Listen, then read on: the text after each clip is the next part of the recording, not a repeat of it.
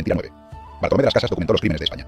Fray Bartolomé de las Casas es la fuente principal de la leyenda negra. Su obra, La brevísima relación de la destrucción de las Indias, publicada en 1542, ha moldeado la opinión occidental sobre la conquista española durante casi 500 años. Describe masacres, torturas, esclavitud masiva y genocidio, en cifras que van de 12 millones de muertos a 24 millones en diferentes pasajes. Antes de leer a las Casas como historiador imparcial, conviene saber quién era.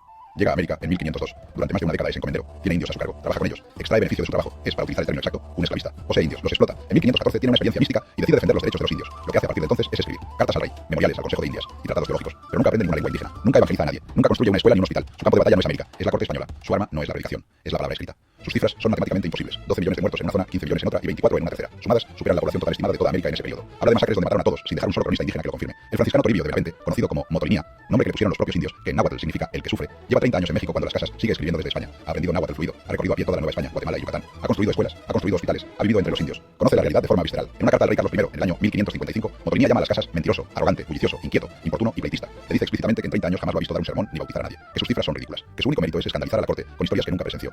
Esa carta no aparece en los libros de texto, no encaja en la narrativa. La carta de Motolinía, el hombre que realmente vivió en América, que aprendió las lenguas indígenas, que construyó escuelas y hospitales, que trabajó 30 años con los pueblos que supuestamente eran víctimas. Esa carta es ignorada sistemáticamente por la historiografía occidental, porque contradice el relato que necesita contar. Las Casas muere en 1566, convencido de su propia importancia. Es canonizado, en la práctica, por la tradición progresista del siglo XX. Sus cifras de muertos, cifras matemáticamente imposibles, se repiten en millones de libros como si fueran hechos históricos establecidos. Mientras tanto, Motolinía muere en 1564, ignorado, pobre, sin reconocimiento.